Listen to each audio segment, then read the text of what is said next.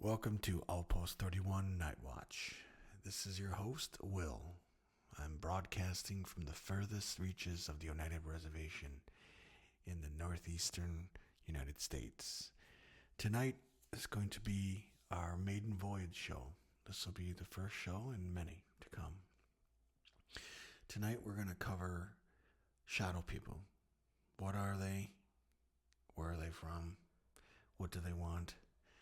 And I'm also going to share some basically stories, my own personal stories. It pretty much affected my life, which I think anybody that's seen shadow people, it affected their lives. Especially when you're trying to figure out, if this is something that's a hallucination, is it real? Why is it that you see them only from the kind of side glance?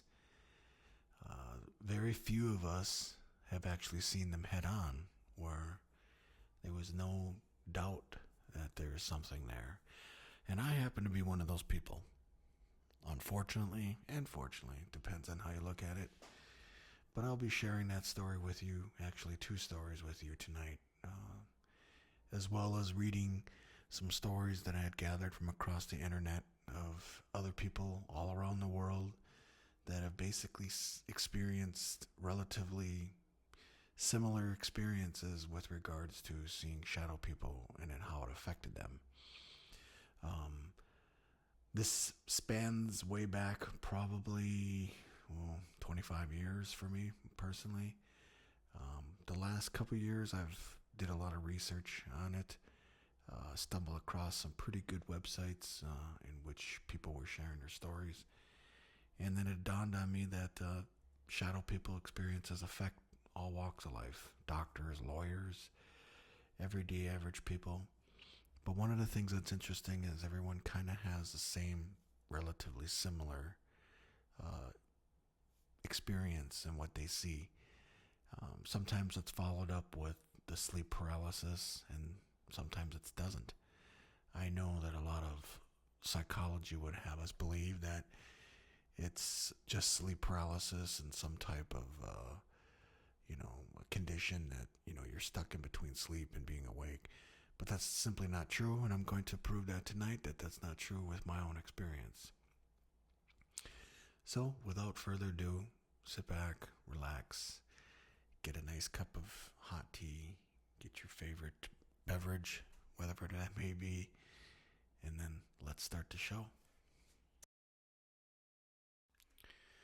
All right, so my first situation with shadow people was a couple of decades ago. I was probably around 12 years old. I lived with my mom. My mom was a single parent, so it was just me and her that lived in a major metropolitan city. We lived in an upper flat, which is basically like an upstairs apartment of a house. So there's a downstairs and an upstairs. And so it was summer. I remember that distinctly. And on this particular summer, it was probably like 95, between 95 to, damn near 100. And the humidity was like 80% outside. And this is kind of an important part of the story because it relates to the air conditioning unit that we had in our living room. So basically, how the house looked, it was the kitchen, which led into the living room, and then off from the living room at different sides of the living room, there's a bedroom door to my door and a bedroom door to my mother's door. And then this particular day, it was really super hot out and very high humidity.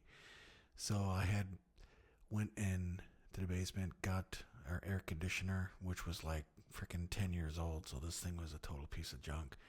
And it, after a certain amount of time of running, the coils would freeze up. And after that would happen, the air conditioner wouldn't work anymore. So you'd have to shut it off to thaw the coils out. So I brought the air conditioner, I put it in the window of the living room, and obviously it was a smaller condition, so it wasn't gonna cool the whole house. It just basically did the living room. So I kind of came up with an idea that, hey, why don't we just throw our mattresses in the living room, and we can close the doors, and then the doorway to the kitchen, I'll just put a real heavy blanket up, so it'll kind of trap, the cool air into the living room, and we can, watch movies, whatever, and make a night of it. Well, on this particular night, my younger cousin Paul had got dropped off by his mom, and I think he was a few years younger than me. So, I mean, at that time I had bunk beds, so I had two, and I had extra mattress for him. So we carried all of our mattresses into the living room. My mattress was furthest on the other side of the living room, near my mom's bedroom door, and then my mom's mattress was in the middle. And then on the furthest side of the living room, we put a mattress down for my cousin Paul, which would have been closest to the kitchen. And so I set everything up. We had a really good night. Mom made popcorn. We went to the gas station, got sodas, and made basically a movie night of it. And one of the things about the windows where the air conditioner was in, there was two windows that were kind of facing our neighbor's house, but you can see it was a clear sky out that night, and it was a full moon, so the moonlight was coming through the windows, and it was a really good night. And we end up, watching movies all night, and pretty soon my mom went to sleep, and then my cousin went to sleep. So I got tired myself, so I shut all the lights off, but it really didn't do too much because the moonlight was coming through and pretty much illuminated the whole living room with kind of like a bluish white light throughout the living room. And I made sure that the blanket was up over the doorway to the kitchen, so that the cool air wouldn't go out. And so I fell asleep. It was nice and comfortable. And somewhere during the night, I woke up and I was kind of like drenched in sweat, and I could hear the air conditioner was making this weird humming sound, which was an indicator that the coils had froze over. And, laying there, I was very, very tired, and I was just, I didn't want to get up and do the whole procedure, shutting the air conditioner off and trying to thaw out the coils. And so I remember laying there, and at that time I was kind of a stomach sleeper. I slept on my stomach. So I remember laying there facing my mom's door and trying to think of all the different ways that I could thaw out the coils quickly. Maybe boil some water and put it on the coils, or, maybe 5 or 10 minutes went by of this, and I'm thinking of every way that, I could get this done quickly so I could go back to sleep. And basically there was nothing I could do other than the long process of, getting up and shutting it off. And so after laying there for the longest time, I was like totally so uncomfortable. I was starting to sweat real bad. I kicked the blankets off me.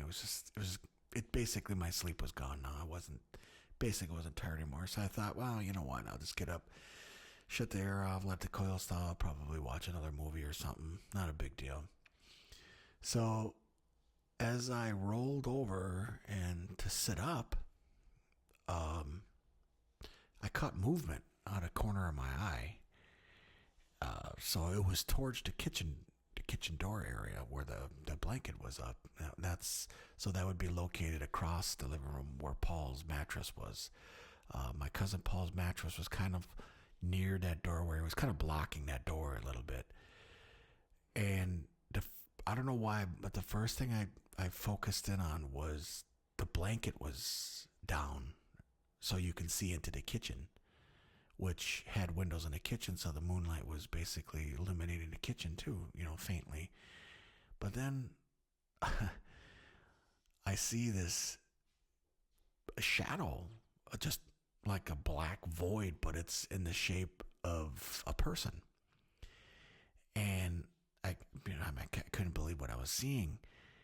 And I'm looking directly at it, and this thing is crouched down, kind of like how you do when you're trying to walk across a noisy floor where you're trying to be quiet. And it's crouched down, and it's literally lifting its leg over the mattress of what my cousin is to like get past the mattress. So it's coming from the kitchen area into the living room. And you can see it was literally trying to be quiet, but it was absolutely ominous. It was just, everything about it was wrong. I mean, other than the fact that there's this person thing in the living room, I'm looking directly at it. And the way it was crouched down, like it was trying to be quiet, stepping over the mattress, like trying to not bump the mattress. And one thing that I remember, it was black. It was pitch black. It was like a void, but it was the tire shape of like a person, but not a person. That's kind of hard to explain. And all I could do was just yell, scream, "Mom, everybody wake up. Somebody's in the living room." And as soon as I did that, the thing like looked startled. Like it kind of, when you startle somebody, it kind of just stop and they make this movement. And I, at that point, my mom, being a single parent and hearing me yelling that there's somebody, in the living room, she basically bolts up out of her sleep. My cousin, he kind of rouses out of his sleep. And I remember I was kind of yelling, "Hey, turn the lights on, turn the lights on." I mean, at this point, I think I was probably just in complete shock, panicking because, at the end of the day, how are you going to be even remotely be able to process this? At 12 years old, it's in the middle of the night, all the lights are off, and the moon casting shadows through the windows didn't help it. But it was really hard to, go back to sleep. Obviously, that night. I mean, I remember I kept thinking about it, and I didn't really want to sleep in the living room.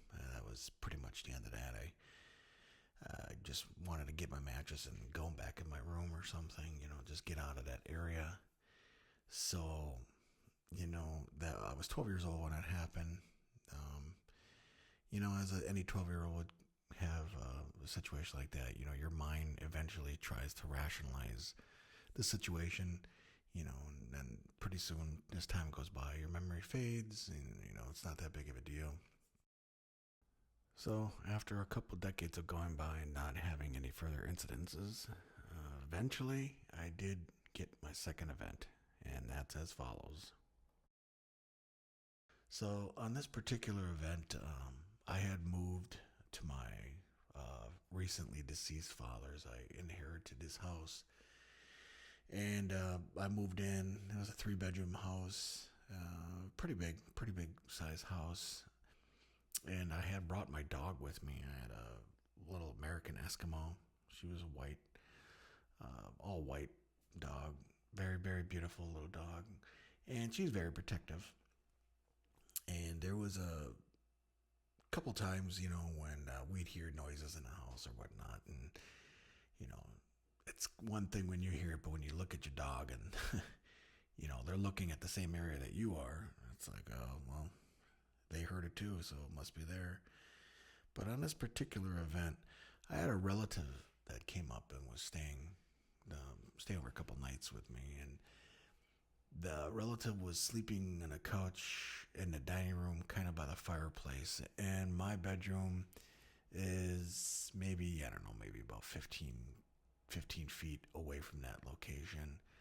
Um, so, and it's kind of like around a corner, so you can't see where the couch is or the fireplace, but you could just, outside my room, you can see basically like a living room, then there's the dining room, and then right away there's a kitchen door right past my door. So I don't know. It was in the middle of the night or something, and my relative was getting ready for bed. You know, they're doing whatever in the kitchen and getting ready to head in, and so I was in my room, and the way I have my room set up, my bed faces towards the doorway of my bedroom. So oftentimes I like to, lay in my bed and just look at my tablet, surf the internet, whatever.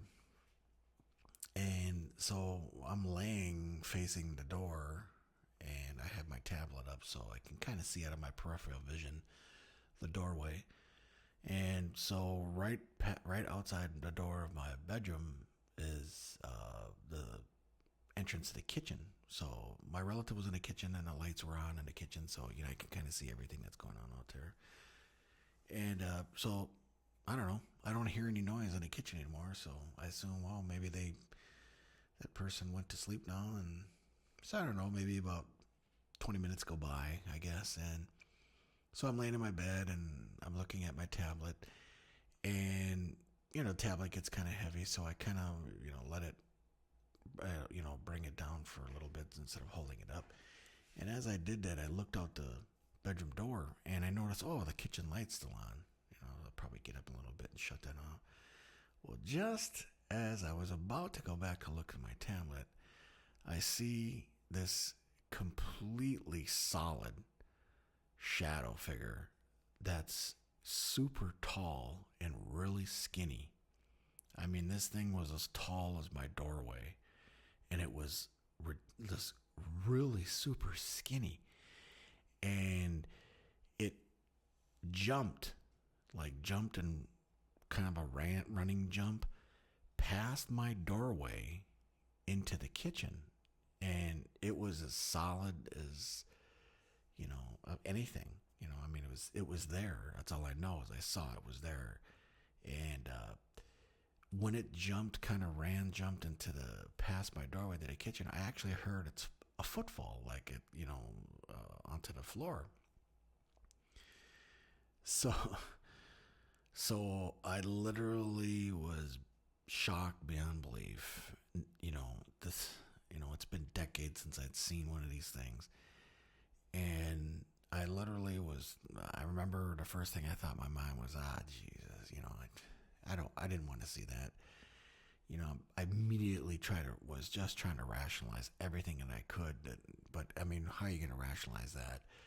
There's this tall, skinny, huge figure that just jumps past your doorway and into the next room. I mean, there's not a lot of rationalization that can make that any more than what it really was. It was something jumped past my doorway.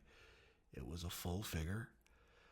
One of the things I remember about it was really skinny. It's just strange. It kind of reminded me of that Ichabod Crane, that real tall, skinny with a top hat type thing. And yeah. So I sat there for a little bit, and then I my last ditch effort to rationalize it, I call out my relative's name, thinking, well, maybe, I don't know, maybe it was them or whatever. But no, eventually when I got up, my relative was already on the couch, long sleeping. Everything was quiet. Well, one of the really strange things about this was the next night, my dog was sitting in my room, kind of like, how dogs sit straight up, or she's sitting down, but kind of like a sphinx, and she's pointed towards the doorway. And for the next couple of nights, every night, she posted up inside my room, facing the doorway, like blocking any kind of entrance. And I thought that was really, really telling that, maybe this thing is still here. Maybe it's, I don't know. One of the things, though, that I wanted to say is I didn't particularly get a bad feeling from this one as much as I did the first one. This one didn't bother me as bad, but to to see something like that again, it really kind of shakes the foundation of what's reality, what's these things exist, and then compounding that with the fact that thousands and thousands of people all over the world see these things. It's like, ghosts are one thing, you hear noises in the night, but when you see something solid and it's there, and it's just, it's it's very bizarre. It's a very bizarre situation. So those are my two personal experiences with shadow people. Now I'm going to add one more story into this because it's very relevant. I've had people come over and visit me periodically. Sometimes I'll have somebody over. We're visiting in a living room, and I tend to like to not have a lot of lights on in the house.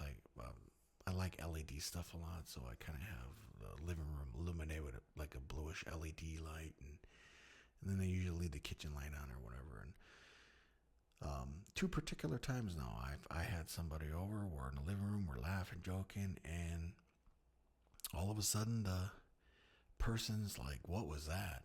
And I'm like, "What? What do you mean?" And they're like, "Did you see that?" I'm like, in my mind, I automatically already know, but I'm not gonna say anything. And I'll be like, "Well, no, what happened?" And this one particular, this one of my visitors was like, there was something or somebody just walked past. And I'm like, "Well, explain that." And they're like, "Well, from the corner of their eye, they saw it look like somebody like walk by them or walk past them as they're sitting on the couch." And I don't want to get anybody scared or whatever. I just blow it off like, "Ah, yeah, well, whatever." And well, the second situation, I had somebody over. We happened to be sitting in the same location it's kind of a love seat, so both people could sit side by side. And the love seat's maybe about, I don't know, 6 or 7 feet from the door of my bedroom.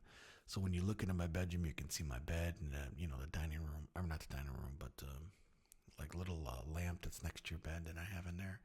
And I usually have like red LED lights in there. It kind of gives a vibe, especially at night, instead of bright lights in your room when you're trying to read or something. I have it set up so it's more warm looking. And what was really weird was we were talking, and I had, for some odd reason, I had looked into my room, and I saw literally like a flash, like a star, looked like a small baby star flashed over in the corner of my room near my bed. And when I went to turn to look at the person that was sitting next to me to see if they saw it, they immediately, their mouth was open, their jaw was dropped. They were like, "What the heck was that?" And I'm like, "You saw that?" And they're like, it looked like a star flashing out or something. And yeah. So at that point, it's just like you start to, you can have a choice. You can accept these things or can deny them. It's up to you. But as far as I'm concerned, shadow people. In my research, looking, I mean, it goes back pretty much thousands of years. You look at stories from Egypt. You look at some of the oldest civilizations. They have different names for it, but the occurrences are relatively similar. So I mean, if you know different people all through time and different continents have seen these things, and they're explaining relatively the same the same situation of a figure that's just totally blacked out. There's no features, there's no face, there's just it starts to get harder and harder to deny that these things exist. So with that being said, I'm going to now read a few emails from individuals that have had their own shadow people experiences. So sit back and relax, and then we'll get into these emails and see the different similarities and some of the differences, but it's very fascinating. So stay tuned. The first email we're going to get into is from a gentleman named Rob with his experiences with shadow people. Rob indicates that there were two separate incidences, one when he was 10 and one when he was 18. This is Rob's story. The shadow person was black, thin, and tall. I looked at it straight on as it stared at me. It was so tall that it peeked under the top of my bedroom door frame at me. I noticed two arms extending out across the doorway in each direction. I shook my eyes and looked again. It was still there. I shook my eyes and screamed to look again, and it was gone. When I was 18, my sister went away to college. We kept her door shut. One day I was lying in bed when out of the corner of my eyes I saw a shadow, very skinny and probably about 5 feet tall. Its legs and arms seemed to be very mobile. It came quickly into my vision as it came to the top of the stairs.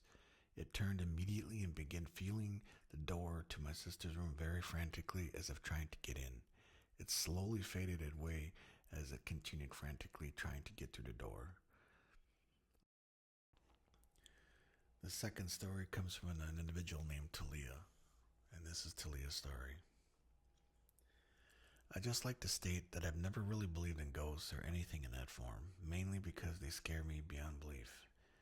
The first time I encountered a shadow man, I convinced myself that it was a trick of my eyes. My first encounter occurred when I was doing my hair in a mirror. It was about 6 p.m. and the mirror had full view of the room. I noticed a figure staring from behind the room's entrance, very high up on the doorframe, making me think it was really tall. I couldn't see a body, kind of just arms and a head leaning around. It disappeared as soon as I seen it. It was black with no distinguishing features. However, it immensely reminded me of a male. I tried to reason with myself, thinking I hadn't really seen anything. That was until I saw another shadow person. This time, I was walking down the hallway when I gazed into a room, just in time to see a black, short figure disappearing.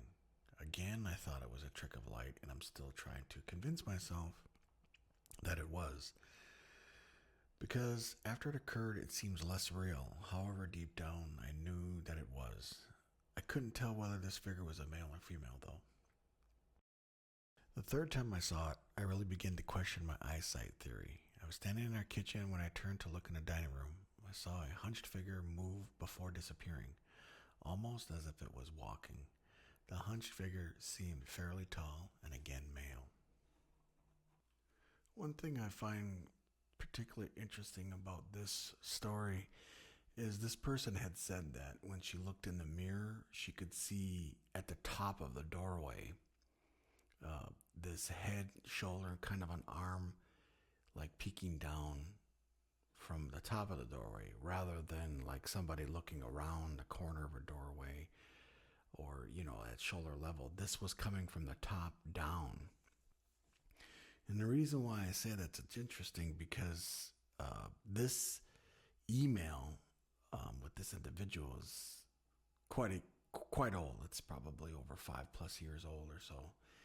And just recently, I've been noticing on TikTok and a few other of these social media sites, there's been these videos coming out of people catching these shadow people or just something peeking around a corner, and lo and behold, these videos are showing almost exactly what this lady is explaining. From the top of the doorway, you'll see a head, pop around coming downward, as if, this thing is above the doorway. And I think I've seen like 3 or 4 videos of that. And I remember I was thinking, well, that's really weird. And then lo and behold, looking at an email from a few years ago, there's another person that, that was having it. That's the situation going on. So, in my earlier discussion in this video, I had said that I was going to come up with some ideas, the theories of what these things are, where they come from. Obviously, there's a whole rabbit hole history of, if you're interested in looking into this further. I believe there's a video on YouTube. Someone did a documentary on shadow people. It's actually a pretty scary video. The video starts out where they're recording, people calling in, and guys, girls, everyone's calling in, and they're just coming, they're talking about their personal experiences of shadow people, and it's really crazy. It's one of the things, though, that I wanted to point out. Apparently, there are 2 types of shadow people that people all over the world have been seeing. And one of them is a tall hat man, they call him. Tall, skinny being with like a long coat, long jacket, and a top hat, like they used to wear in Europe in the old days. And the other one is kind of a hag, an old witch-looking female. And what's really weird is a lot of these stories that are coming from all over the place. I mean, United States, Europe, South America. A lot of people are seeing just these two particular beings. And I guess the guy at the top hat is relatively, harmless, but the female is apparently pretty brutal. There's a lot of people reporting that she climbs on top of them when they're sleeping and, chokes them or holds them down or. So it's kind of weird. There seems to be different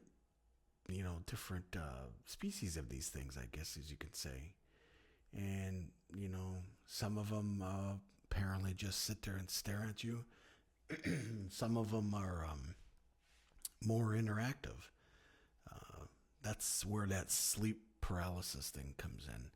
There's a lot of people that say they wake up and they feel completely like frozen, and they feel fear that like they're being watched, and then the only thing they can move is their eyes, and then they do see, some type of shadow being somewhere in the room.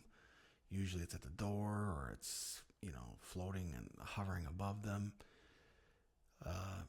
So in my case, both of my situations that I had and some of the stories that I had read, we are awake. We're not waking up out of a sleep or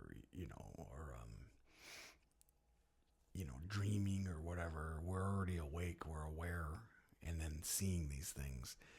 So back to the new house that I live in. It turned out to be, I'm not the only one that's seen shadows.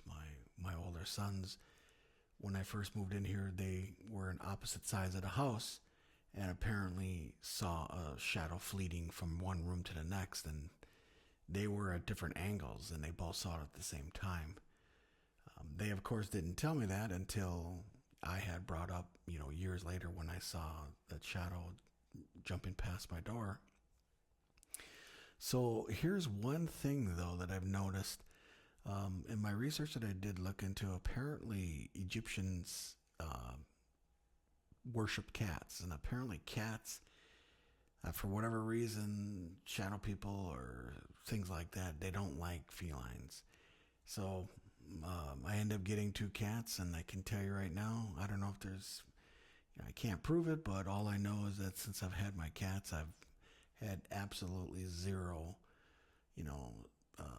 feelings or sightings or anything of that nature. So there might be something behind that. I mean, there is lots of research out there behind that of why the Egyptians, worship cats. And there's a couple other cultures, I believe, that also believe that felines have something, some kind of presence that those things don't like.